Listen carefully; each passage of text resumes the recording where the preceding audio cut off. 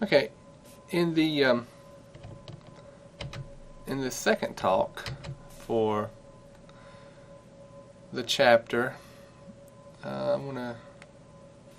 we're getting away from that average and instantaneous rates. This rate law is what we're going to focus in on. We're going to use same kind of data that we saw for the reaction rates on that first talk, but we're only looking at the initial reaction rates.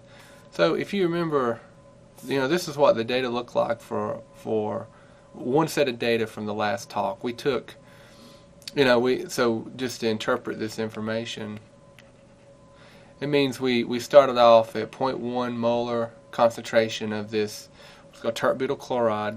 This water would be in excess. It's actually not involved in the reaction. Sorry. There's a thing called reaction mechanisms, which show you the guts of the reaction, if you will. It shows you how things are, how molecules are slamming in together and disassociating, what controls the overall reaction. Water in this reaction, yeah, it's involved, but it's in excess, and this doesn't actually, it's not involved in something called the rate limiting step, which is important. This is like the bottleneck. This controls the overall rate of this reaction. Well, sorry. Like I said, this isn't involved in the rate limiting step. So whether I have a little bit of water or a bunch of water, as long as there's some water in there to react with this thing, it goes.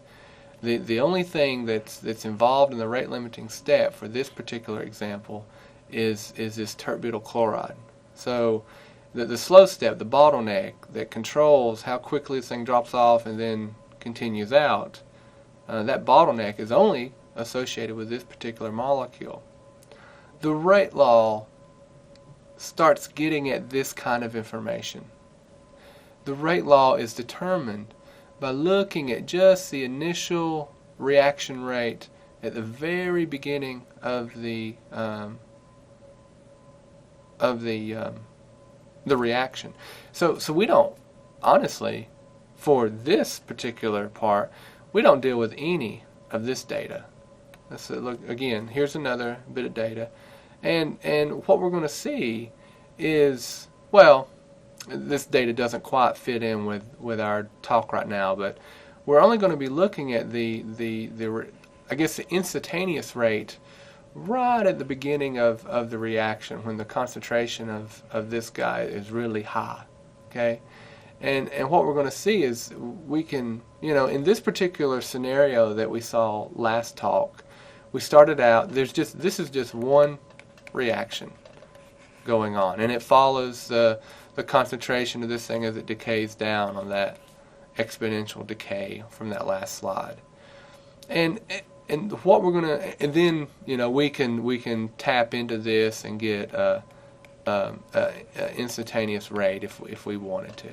Okay, and that would be the initial instantaneous rate for this one reaction, starting out at 0.1 molarity. Now, what we're going to see in examples here to actually get what's called the rate law is to do this kind of scenario for 3, 4. Usually, you see at least three or more reaction scenarios, meaning that you're going to vary the concentration of this each time, and you'll get a different initial instant rate. And we look at that data and interpret it a certain way to figure out what the rate law is. Now I'm just going to go ahead and tell you the punchline, tell you what happens with this tert-butyl chloride. I've abbreviated the formula here. And just a little tour of this. This is a molecular formula. It doesn't tell me anything about the connectivity of the atom. I'm just using it to represent this guy in this simplified equation here. So what am I saying? This rate, this is the same rate as before. This is the velocity, how fast the reaction is going. And instead of having, before, if we want to talk about the rate of the reaction, we did, in this case it'd be delta of the concentration, C4H9Cl over time, and honestly, I mean, this would give you the average rate. It's interesting. It tells you how fast, but the rate law, what it's getting at is a little bit of again, at the guts of the reaction. It's telling you, look at the two components that are up here. Water doesn't show up. Water doesn't show in this rate. So if I want to talk about the rate of the reaction, what does it matter? The only thing that the rate of this reaction is concerned about is, or the only thing that dictates the rate of the reaction is the concentration of this particular species. Again, like I said on the previous slide, I could have a bunch of this or a little bit of it, and it really doesn't change it doesn't affect the velocity of the reaction. And so this rate law, it's a quantitative measure. It's linked back to this kind of rate. We are going to get molarity out of per second for it, but we can calculate the rate of the reaction for any concentration is what we're gonna get at. There's a little term here, this rate constant K, and I've used the term over here, proportionality constant. And it links the rate of the reaction to the concentration. The rate of the reaction that we saw on the previous chapter, previous talk, this was explicitly stated. The change of the concentration over the change of time. Well, I mean, if you look at this particular expression, and we don't know anything about rate constant for right now, we're linking the rate just to the concentration of this reactant. There's no, at this point, just looking at these two quantities, there's no mention of time here. We always have to have that change of concentration per time. And that's where the proportionality constant comes into play. It links these two values so that when you multiply the molarity of this reactant to the rate constant, then essentially it adjusts the units so that you acquire this molarity per second. And so in this particular rate expression, I already know what the units are going to be for the rate constant. It's going to be as simple as you get for these things. It's inverse second. So because this guy is going to come in at molarity or molar concentration, and the rate constant has to be per second, because remember, when these two are multiplied together, we always get this expression. And one other thing here. It's getting a little crowded, so I'll try to keep this short. This notion of the order of the reaction. There's that term mechanism is popping up. Remember, the mechanism it tells you something about the guts of the reaction, what's going on in terms of molecules slapping together. Gives you some indication of the complexity of the reaction. Okay? Or I guess I should say the complexity of the rate limiting step. The term gets thrown around a lot. I might as well start now and try to link it through concepts as we go through the chapter. Okay, I know if you've probably never dealt with kinetics before, and I know there's a lot of terms, but here's one more, and it's an important one. If I look at this rate, even irregardless of what it says about the velocity and the molarity per second, if I look at this, and don't think about it in a numerical sense, just what is it telling me? What story is it telling me about the reaction? Well, and I talked a little bit about it up here. It doesn't really matter how much of that is floating around. You need it for the reaction to occur. But what it's telling me is that there's some bottleneck in the reaction. There's some step that's really slow, and it only involves this particular reactant. Okay, and I'll go ahead and tell you the answer. Actually, what happens is that in this reaction, this chlorine atom and the two electrons here gets kicked off. This thing dissociates, it falls apart, and it forms something called a carbocation here, and that's a very reactive species that then hooks up with the water to form the final product. So just by looking at the rate, I don't know the overall reaction mechanism. That's something I can't tell, but I can tell that what's important. I can look at the reactant and say, oh, well, this is the only one that actually is the bottleneck that controls the overall velocity or rate of the reaction. So again, something about the complexity of the of the reaction rate. And let me use some simple notation here. A plus B going to C. Okay, and let's say we'll look at how this comes about. But if let's say I look at some, remember, experimental rate data is what we're going to see, and I analyze that data and I say, okay, well, the rate, the bottleneck, the rate limiting step, the rate limiting step that controls the overall rate of the reaction, the velocity of the reaction, depends on the concentration of A as well as B, and also B to the second power. What do these terms mean?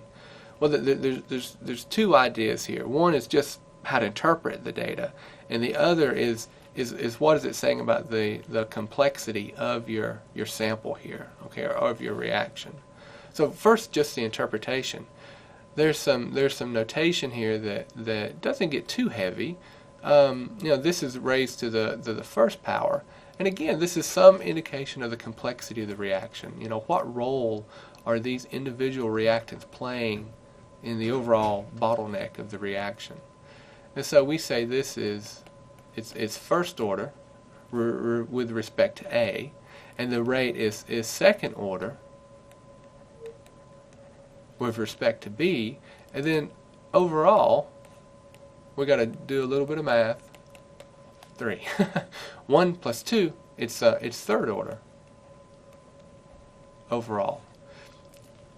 And just a long story short, just think of the orders as some level of increase in complexity in terms of what's involved in the rate limiting step. And we'll look at mechanism a little bit. This is organic chemistry, but this is a system I know pretty well.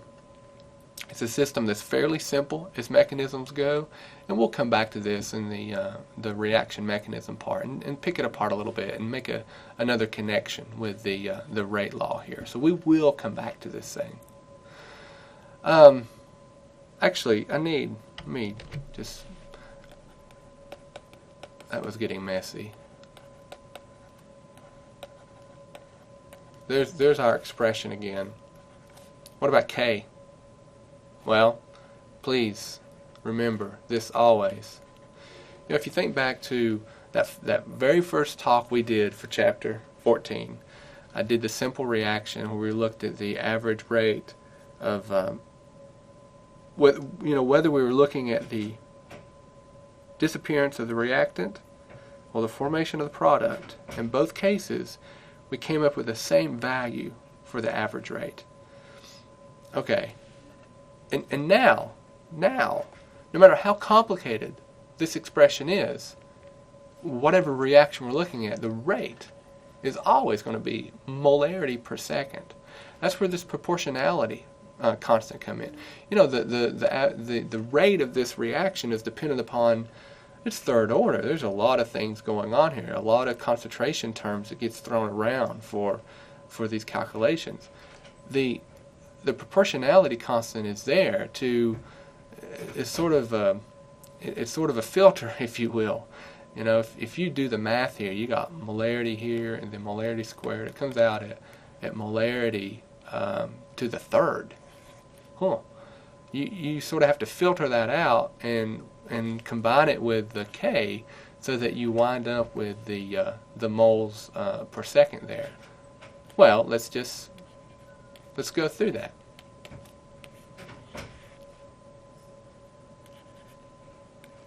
What does that box have to be so that it's filtered right, so that you convert this concentration term with the rate expression up here to the final moles per second? Well, for one thing, you need second on the bottom because there's no seconds here on the concentration terms. And then, well, there's 3 on top here and just 1 on top here. And so you need a molarity squared at the bottom here. And so if you multiply this unit by that unit, you get, well, like I said, you get the rate. You always, whether the car is coming toward you, whether the car is going away from you, it's always miles per hour. You don't have any other strange unit thrown out there.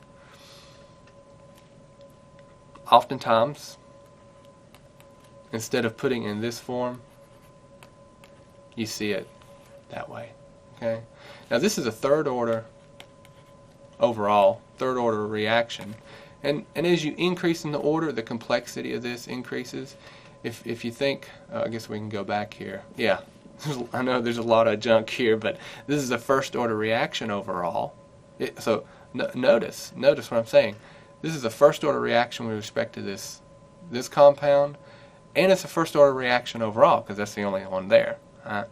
It's the simplest one you're going to get for us. And the K expression is mole per second, because remember, if this is in molarity here, that's the only thing over here, then the proportionality constant needs to link this concentration term to the rate. And so with the proportionality constant being inverse second times mole, then you get your rate, as you should. So each time you go up in the complexity of the order, well, the units on the K expression get more complicated. So just please note that as you go through the calculation. So and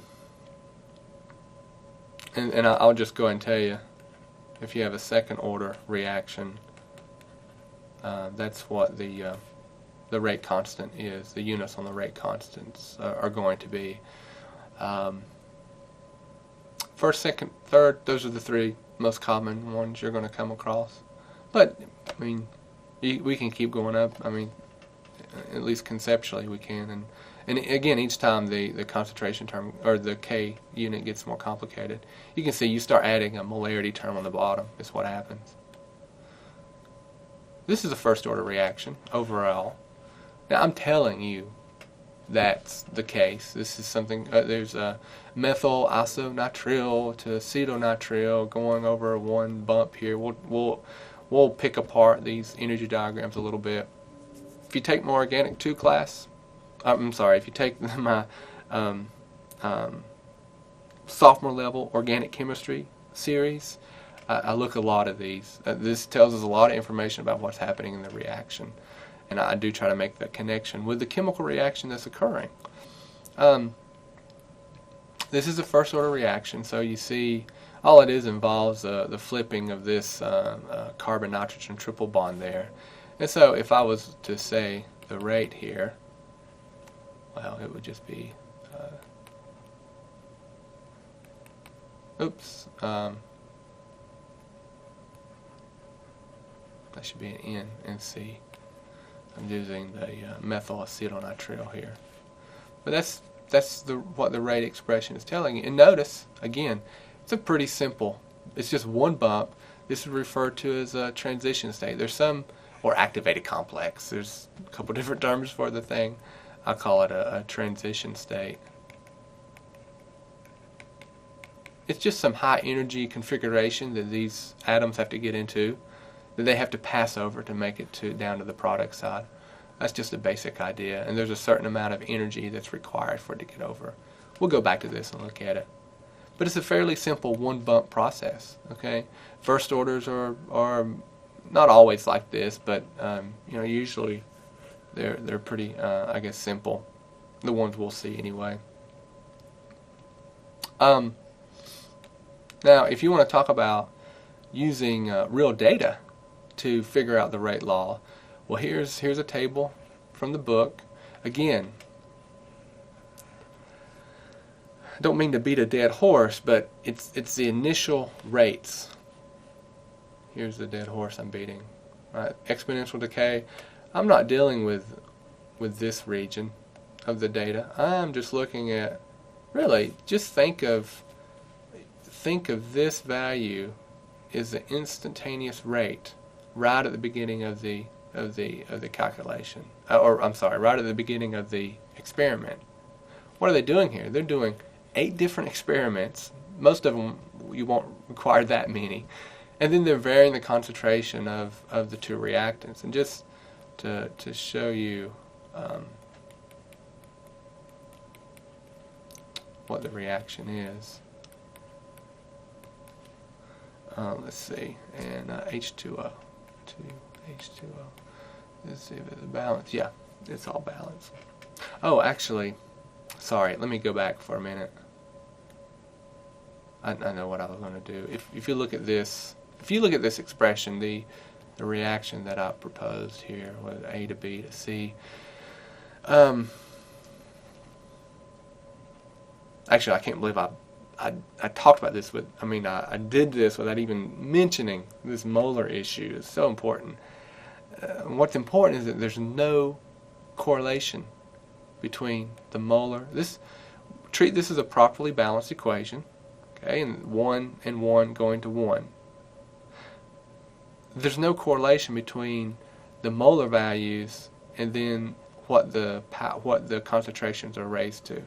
Okay, and just like we saw before, even sometimes reactants don't even show up in the expression.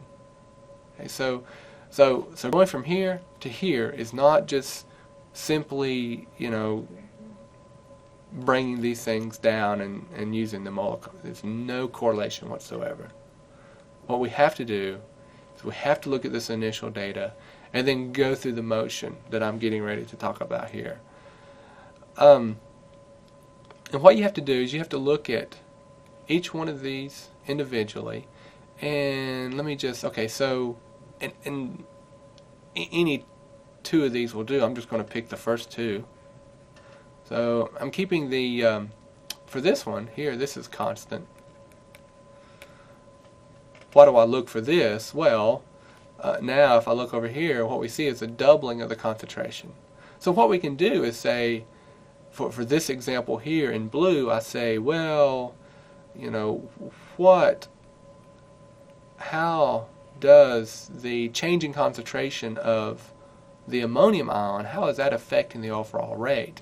And what I see is that here, like I said, okay, the concentration, I'm doubling the concentration. If we divide these two values, we see it's 2. We're doubling the rate.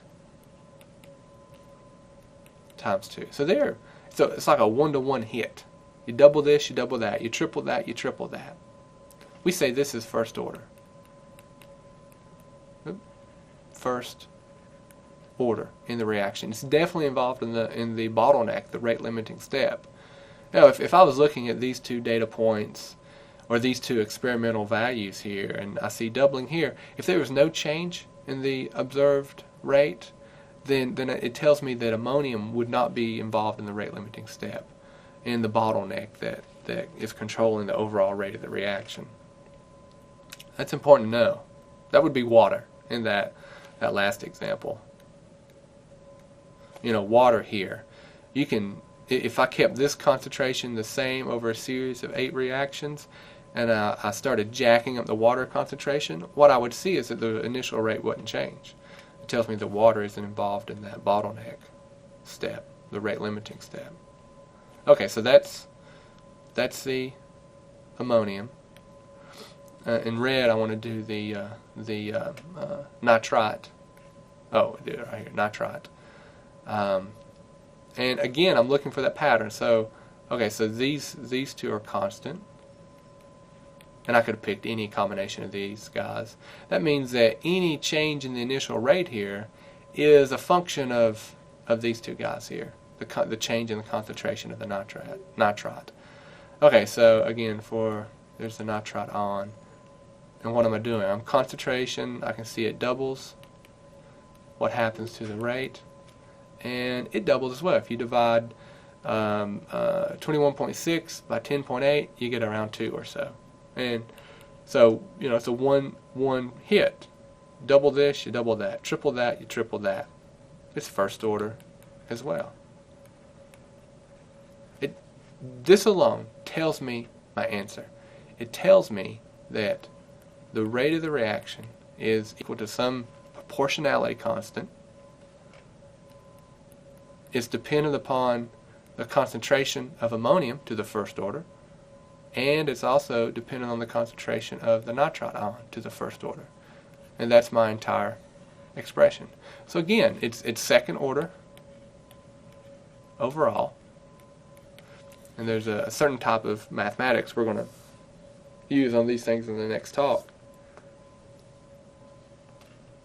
It tells me that rate limiting step somehow involves both of these compounds. You do that for all of these experiments when you're trying to figure out the rate law. Here's the last example, and it's just more practice with determining the rate law. We have 3 different experiments. Here's the reaction. Initial rates, again, we're just looking at that front end. We're not dealing with this part, we're just looking at that part. It's measuring the instantaneous rate right at the beginning of the reaction. Okay? One thing, do not do, this will bring out the red pen when I grade. Remember, the rate law is that rate times whatever, K times the various concentration terms. Now, the rate law may actually be determined and show up this way, okay? But it's not. What not to do is this. Just do not take these coefficients and just place them up top here. That will be very wrong. There is no direct correlation between a properly balanced equation and the rate law for a reaction. There's just no correlation. Like I said, once we go through the motions here, we may see that second order in both cases, but it's you can't just use the molar coefficient. Okay, so we got to do both one at a time. There's only 3 experiments here. It's enough. Let me do the NO first. So here I'm curious about the NO. And the same thing. I see how the concentration, how the rate is affected by the concentration for the NO. So if I want to figure out NO, there's 2. Those 2 are changing, and then these 2 are held constant. That's important. You know, by picking out the hydrogen runs that are constant, then you take out the effect that hydrogen has on the reaction, or has on the initial rates here. If you look at these values, this is not just as simply, you know, this is doubling here, yes, but this is not just doubling. This is, if you do the calculation, it comes out to, if you do 4.92 divided by 1.23, it comes at about 4 or so. So this rate is actually quadrupling as you double it. So, because there's issues here. It's not a simple first order reaction. This is actually what we call a second order part of the expression. So let me throw some math at this. The calculation that you're up against to figure out, you know, if we're trying to figure out the superscript for these concentration terms. Well, it can be broken down in this way. So if I double the concentration here, what power do I have to raise this value to get 4? And in this case, n is equal to 2. The 2 here tells me it's a second order expression. Now, while I'm talking about this, let me digress just a little bit off the problem. I don't want to hit too far off the mark here. I'm going to insert a blank. Oops. Let me get a blank slide in here. Let's say, okay, I want to do third order.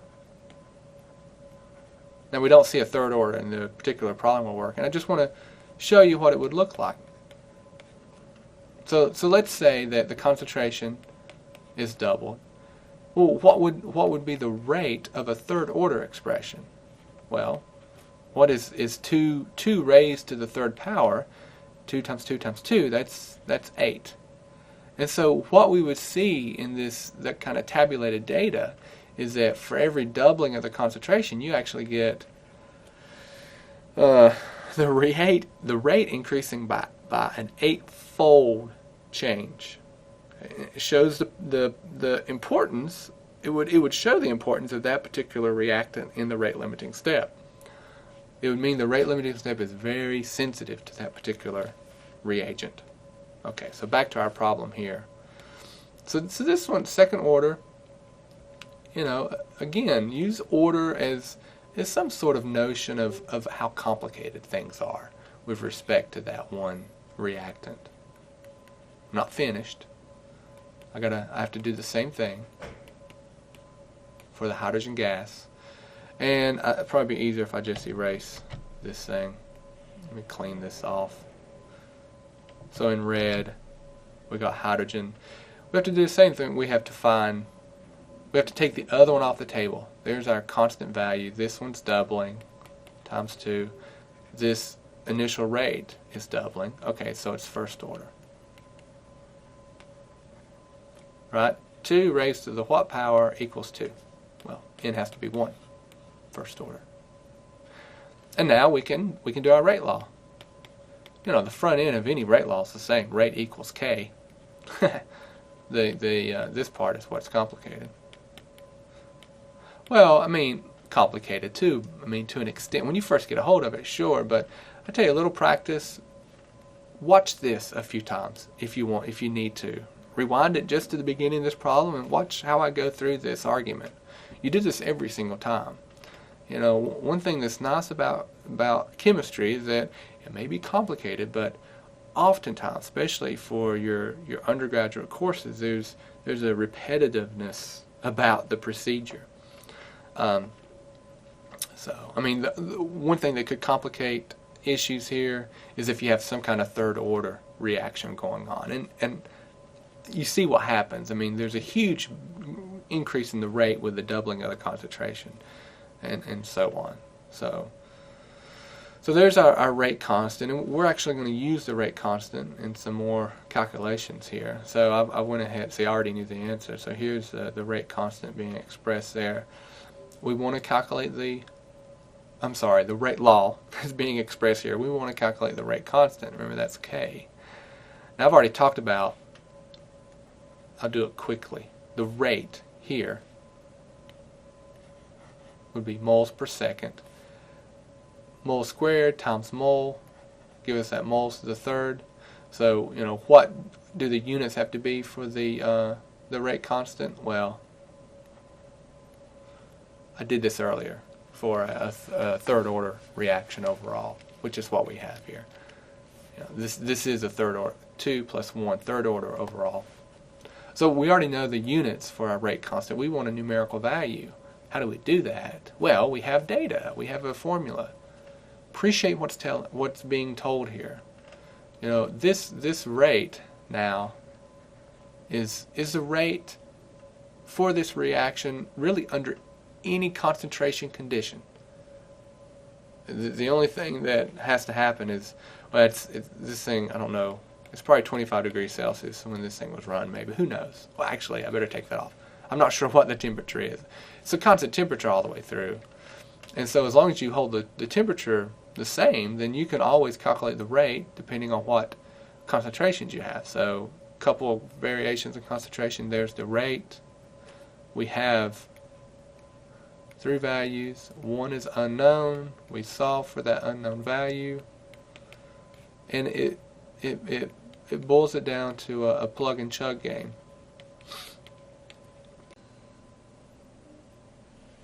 So if we look at this setup here, rate is going to correspond to that numerical value. The concentration of the NO is here, and then the hydrogen here. And at this point, it is just plugging in the proper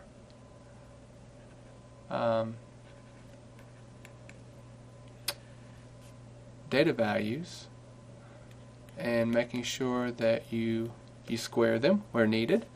You know, the NO is squared in the expression, so the concentration here that you're taking for number 2 needs to be squared.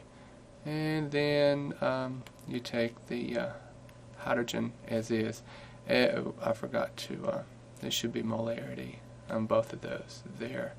So this, at the end here, this is going to be molarity squared and molarity at the bottom of this one to work out the units for our final rate expression, and the value comes in at 1.23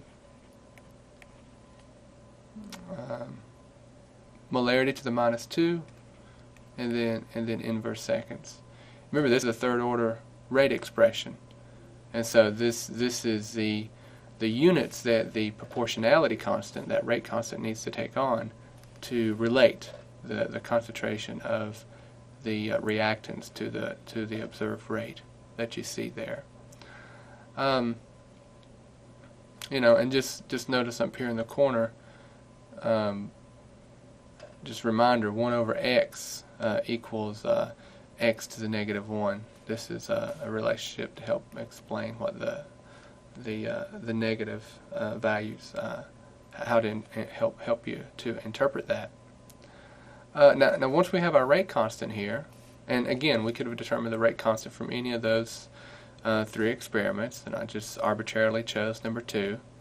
Once we have that, we are ready to go on to C, and notice that what we're doing here is now we're going to, so this is C, and what we want to do now is now predict the initial rate for this particular reaction at 2 new concentrations that if you look at the list here, these 2 concentrations are not showing up.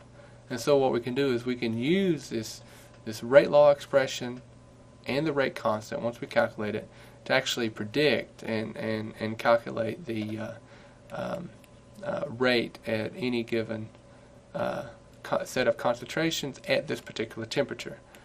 That's one of the conditions that you have to keep track of. So there's our rate constant from part B, and then let's see, NO is 0.050 molar, and again that is squared in the rate law expression, and then the 150 molar. This actually illustrates the use of the proportionality constant, the units on the rate expression. When the orders of the overall reaction here and the orders of the respective components here, once you multiply all this together, right, you get that cubic molar term. Well, that needs to, if you will, pass through the filter of the proportionality constant, so that in the end you're calculating a rate value, concentration per second. If you do the calculation here, then what you see is it's actually a little bit slower. So under these conditions, with the concentrations listed, then it's actually a little slower than initial rates in any of the 3 experiments up here.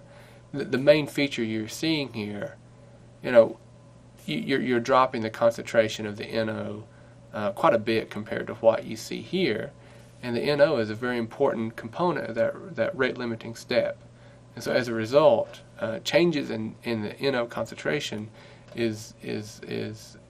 well, I should say, the rate of the overall reaction is more sensitive to changes in the NO concentration, since it's a second order portion of the expression there. Okay. So I just want to show you one more problem, and what we can do with the information that's listed or given in this particular exercise. I'll tell you up front that we for what we know about kinetics at this point, we cannot do the problem. But again, I just want to just sort of point a few things out to you and sort of give you a feel for what's coming up in the next lecture. The problem is describing a decomposition reaction of a compound called dimethyl ether. Understanding the organic chemistry that's occurring here isn't important for us, to tell you the truth. We just need to appreciate what kind of information is being told about this reaction. Now, one thing that's a little different up to this point is that we're using the partial pressure, or the initial pressure of the ether as a quantity. Okay, so I want to rearrange the rate expression just a little bit. So instead of saying something like the concentration of the ether, I'm actually going to use a different notation. Honestly, you probably won't see this in much of the homework, if at all. But I just want to stick with the pressure that's listed in reaction here. But so just think of it as these two being equivalent in terms of our discussion of this rate law. I.e., how fast is this reaction going to take place? So if we look at the data given, it's a first order reaction, and so it's as simple as we're going to get for this course. There's only a single reactant, and so we can actually construct the rate law that you see here. And again, just to be consistent with the data that's presented in the exercise, I want to, instead of using the concentration of the ether, I'm going to use the partial pressure of the ether as being equivalent to the concentration. That's what we've talked about up to this point. And notice what it's asking you, or what it's telling you. It's telling you that the pressure of the ether, time increasing this way. We're starting at some point here. It's a first order reaction. This is going to decrease in an exponential decay, and then it's going to reach equilibrium out here somewhere. And then it's asking what is the partial pressure of the ether after some time of just over 1,400 seconds. Well, if this is 0 seconds, right, we can just let's just say 1,400 seconds is here, and so we want to know the partial pressure for the reaction at this point x on the axis here for pressure. Now again, just by knowing the rate expression here, we need to do a little bit more math before we can actually quantitate the value here. And that's what the next lecture is getting at. What we're going to see in the next lecture is this relationship between, well, initial concentration to a final concentration over a certain time period. Okay, so we're going to take this expression, we're going to manipulate it. We won't actually do the mathematics, but we'll sort of take we'll appreciate what has to be done, and then we'll use the formula in the end to actually be able to calculate some partial pressure, not just at 1,420 seconds, but any point along the graph here. And we'll have one expression for a first order reaction, and then a second expression, or a second set of expressions for a second order reaction. And so just a little appreciation for what's coming up in the next lecture. Thanks.